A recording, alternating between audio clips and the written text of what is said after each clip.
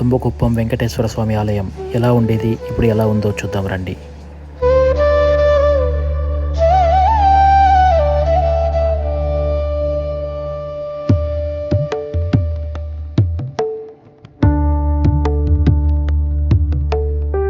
Download this music on yellowtunes.net.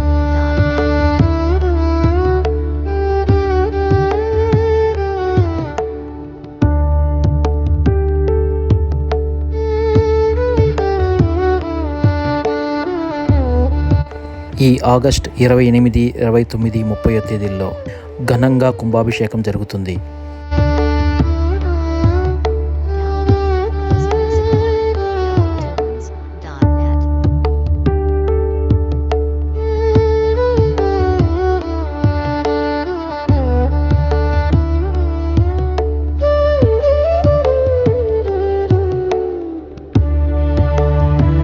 ఒక తుంబకుప్పం గ్రామస్తులనే కాదు, పరిసర గ్రామస్తులందరినీ పేరు పేరున ఆహ్వానిస్తున్నాం.